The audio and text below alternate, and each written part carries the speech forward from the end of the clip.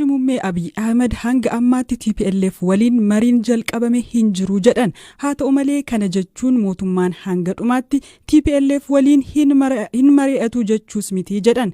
Kana kan jedhan yaa'ii ariifachiisaa paarlaamaan Itoophiyaa kibxata taa'e irratti gaaffilee miseensotni mana marichaa kaasaniif deebii yoo kennanidha. Gaaffileen qaala'insa jireenyaa, rakkoo nageenyaa biyyattii keessatti mul'atu, dhimma himatamtoota himanni adda citee marii mootummaaf TPLF gidduu jiruu fi gurmaa'insa humnoota addaa naannoleetiin wal qabatan gaafatamaniiru. Dhimma marii TPLF irratti wayita dubbatan ድርድር አለ ወይ ላሉት እስካሁን የተደረገ ድርድር የለም። መሪን ጅራ isa jedhaniif hanga daqiiqaa kanaatti mariin taasifame homtuun jiru. Waa'een marii waan ta'e wayita haasamu nan dhaga'a. Marii hin goone jechuun amma dhumaatti marii hin goonu jechuu miti. Mariin jiraa jechuun rakkoon furameeraa jechuu otoo hin taane rakkoo jiru hiikuudhaaf daandiin biraa jiraa jedhanii ilaaluudhaaf.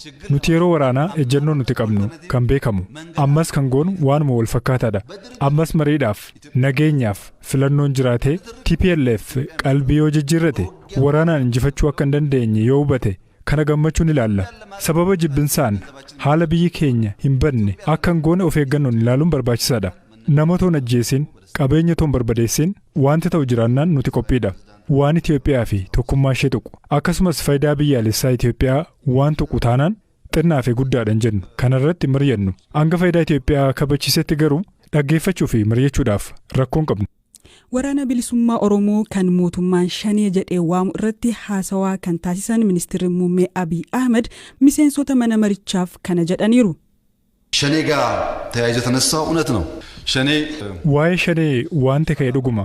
Shaneen galma qabsaa'uuf kan hin beekne, dhala namaaf kabajaa kan hin qabne, dhala namaa paartii deeggartaa fi hin deeggartuu jedhee kan ajjeesu, namoota uguree kan maallaqa saamu.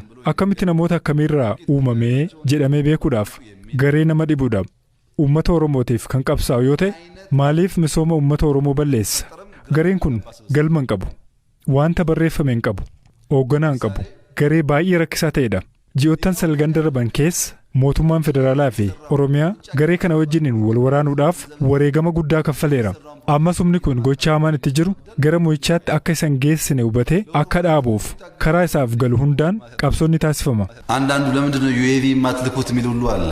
ዩኤቪ የት ነው የምትልኩት? Namoonni gariin diroonii maaliif isaanitti hin ergine kan nun jedhan jiru. Akkamiin diroonii ergitaa? Gareen kun bar dhokatee kana leella raawwatu malee kan kallattiin lolatti seenu miti. Amma beegii fi gidaamii fa'ii jiru jedhama. Riippaabilikaanonni achi jiru. Humni kun humna riphee socho'uudha. Uummata Oromoo fi humnoota nageenyaa wajjiniin sirriitti mari'achuun ijoo siyaasaa fi waraanaa wal duukaa deemsisuu gaafata. Hojii waraanaan qofa hojjetamu miti. Uummanni maaliif isa baatee kan jedhus ilaaluun barbaachisaadha. Rakkoos qabna taanaan furuutu nurraa eegama. Akkuma salphaatti shanee jennee kan bira dabarru otoo hin taane maaliif aanaan tokko dhoksee soore rakkoon jiru maal waan ta'eef amma maaliif cimee kan jedhus ni ka'a. Amma gargaarsa leenjisaa fi meeshaa kan dhiyeessu qaba. Garuu gareen kunii fi kaanis Itoophiyaa mo'achuu hin danda'an. ሌላውም ኃይል ግን በፍጹም ኢትዮጵያን አያሸንፍም። Haasawaa guyyaa kibxataa paarlaamaa Itoophiyaaf taasisaniin Ministeerri muummee Abiy Ahmed ji'oota 6 darban qofatti birriin biliyoona 297 baasii akka ta'ee fi galii fi baasiin biyyaa wal madaaluu dhabuun akka rakkoo ture eeran. Dhimma lammiilee manneen hidhaa Saawudii keessatti argaman irrattis mootummaan biyyattii riiformii gaggeessaa waan jiruuf hojiilee biyyattii keessa jiran lammiilee isaa hirmaachisuun waan barbaaduuf to'annoo cimsee jedhan. Lammiilee hundi paaspoortii hin qaban, hundi biyya kanaa deemee jechuun rakkisaadha. Kaan namoota nama ajjeesuudhaan leenji'an faatu keessa jira jedhama. Kana addaan baasuun rakkoodha. Amma gareen waan kanarratti hojjetu hundaa'ee jira. Kana qulqulleessinee adeemsaan kan sirreessinu tahaa jedhaniiru.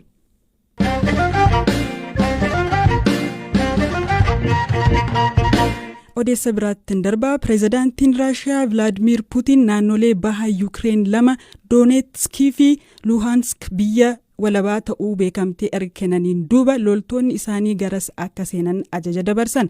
Ameerikaan garuu loltoonni kun nagaa kabachiisuu jedhamuun yaada fudhatama hin qabnedha. Raashiyaan waraanaaf sababa uummachaa jirti jette. Eliyaas dabalatasaa akka ittaanutti sini dhiyeessa. В этой связи считаю необходимым принять уже давно назревшее решение. Guyyaa har'aa kana murtee inumaa ture jedhamu kana murteesseera. Walabummaa Riippaabilika Uummataa Dooneetsk fi Riippaabilika Uummataa Lugaanskiif hatattamaan beekamtii kenneera. Kana kan dubbatan pireezidaantii Raashiyaa Vilaadimir Puutiin wayitataan haasaadhuma isaanii keessatti loltoonni Raashiyaa biyyummaa ofii kan labsatan Riippaabilikoota Uummataa Dooneetsk fi Lugaansk keessatti nagaa kabachiisuu irratti hirmaachuuf garas akka seenan ajaja dabarsaniiru. Naannoleen lamaan Raashiyaan amma beekamtii biyyummaa kenniteef finciltoota Raashiyaan deeggaramanii erga bara 2014 as mootummaa Yukireeniin lolaa jiran harka jirti. Pireezidaantiin Yukireen Raashiyaan ta'e jettee birmadummaa isaanii sarbaa akka jiran himatan. Pireezidaant Volodimir Zelenskii nuti nagaa feena jedhan. Haa ta'u malee homaa hin sodaannu. Waan tokkos dabarsinee eenyuufuu hin kenninu jedhan. Yukireen michoota ishee idila addunyaarraa deeggarsa ifaa fi bu'a qabeessa ta'e barbaadde jedhan. Amma eenyu michuu fi hiriyaa keenya dhugaa akka ta'ee fi eenyu jechootuma qofaan Raashiyaa akka doorsisu adda baasnee baruu feesisa jedhan. Koraa hatattamaa mana maree nageenyaa UN irratti ambaasaaddarri Ameerikaa Lindaa Toomas Greenfield Raashiyaan loltoonni ishee nagaa kabachiisuu jechuun kufa taasisanii loltoonni kun maal akka ta'an dhugaatti ni beekna jedhan. Lugaansk fi Dooneetsk akka biyya walabaatti beekamtii kennuufiin tooftaa Raashiyaan Yukireen weeraruuf tolfattedha jedhan. UN'tti ambaasaaddarri Raashiyaa Vasilii Nebenziyaa gama kaaniin naannoo bahaa Yukireen Donbaas jedhamu weerara Yukireen irraa ittisuun barbaachisaadha jedhan. Donbaas keessatti dhiigni akka dhangala'u hin feenus jedhan. Biyyoonni lixaa sababa nageenyaa lammiilee ishee eeguu jedhuun Raashiyaan tarkaanfii waraanaa fudhachuun kana goote jechuun qeequ.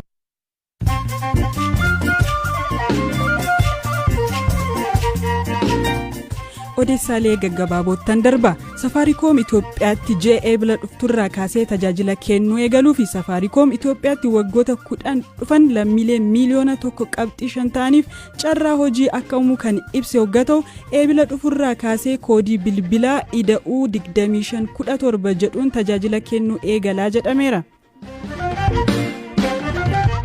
Mana maree nageenyaa UN'tti ambaasaaddarri Keeniyaa Maartin Kaamin murtee Raashiyaan loltoota ishee naannolee lamaan Yukireen irraa erguuf murteessuu ishee balaaleffatan. Ambaasaaddarichi Raashiyaan naannolee gama baha Yukireenitti argaman Doonetskii fi Luhanskii jedhaman akka biyyaatti beekamtii kennuufiif ishee balaaleffataniiru. Chaayinaan gaanfa Afrikaatti dippiloomatii gameessa jedhaman Zhu Bing ergamaa addaa gochuun mudde. Ministeerri haajaa alaa Chaayinaa ibsa qibxata kennaniin Zhu Paapaa Niw Giiniitti ambaasadara Chaayinaa ta'anii tajaajilaa kan turan yeroo ta'u dippiloomatummaan muuxannoo guddoo qabu jedheera.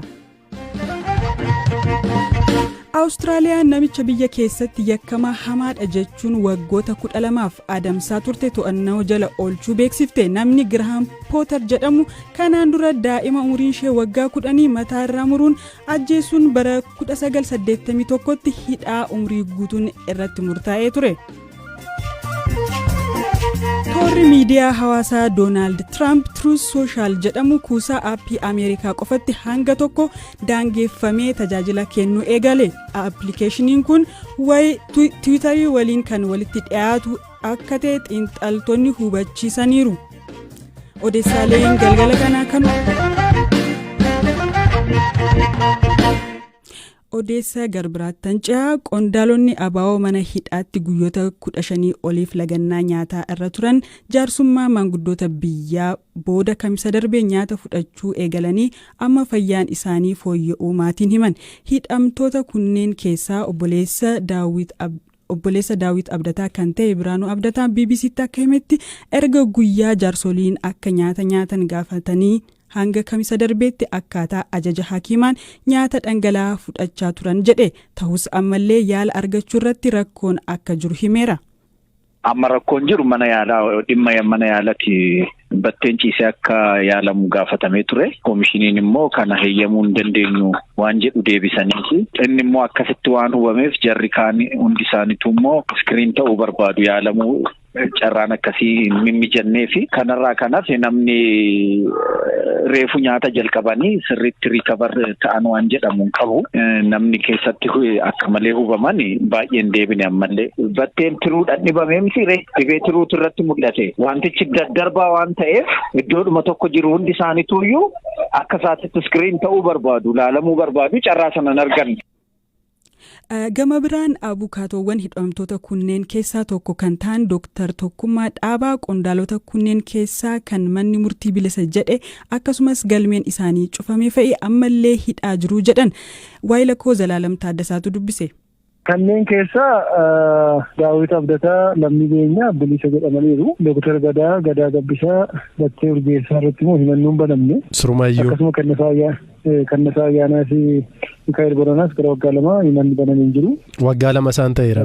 Waggaa lamaa oli. Akkasumatti mana murtiis dhiyaatanii beekanii? Dura yeroo beellamaa jedhanii dhiyeessaa turanii gasiitii galmeen sun cufamee himanni diimeetti banamee mana murtiitti dhiyaatanii beekan. Kunneen hunduu egaa mana murtiitti dhiyaatanii yoo xiqqoo inni kaa waggaa tokko inni kaa ji'a torba ji'a jahan ta'a. Sanaa waliin ta'a. Amma wanti fuulduratti eegamu homtuu hin jiru jechuudha.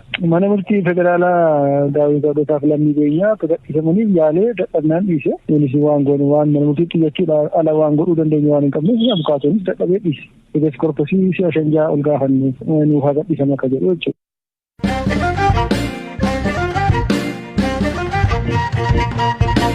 Odeessa dhumaan namoonni sababa nageenyaan godina Horroo Guduruu Wallaggaa irraa buqqaan dahoo dhabanii rakkachaa jiraachuu himuun mootummaa himatan warri achi bahan nama 300 caalu jechuun BBCtti kan himan buqqaatota keessaa tokko kan ta'an obbo Nugusee Taaddasaan sababa eenyummaaf amantiin baqatanii Finfinnee galanillee mootummaan gara Dabra Birhaanitti isaan erguu dubbatu.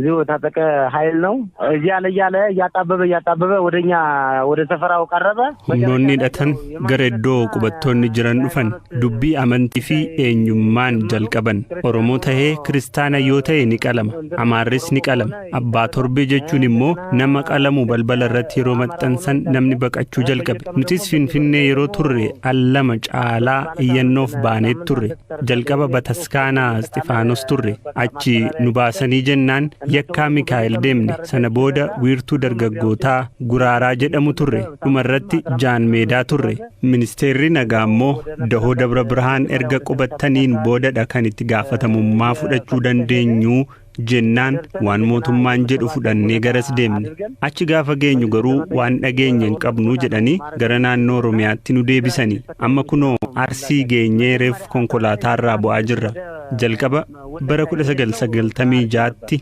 Arsiirraa hojii humnaa hojjechuurra jedhee mootummaan naannoo Wallaggatti kan nu qubachiise lafa waggaa 18tiif qotachaa turreerraa amma sababa jeequmsaan buqqaanee jirra. 18 ዓመት ካረስንበት ነው አሁን እንደገና በረብሻ ምክንያት ልንፈናቀል ይቻላል። Dhaggeeffattoota keenya sagantaa keenya har'aaf qopheessine asumarratti xumurraa saganticha kan sinii dhiyeesse Firaa'ol Balaayidhaa qopheessaan immoo Eliyaas Mulgeetaa odeessaalee garbiroof marsariitii keenya mil'achuu dandeessu gaaritti bulaa.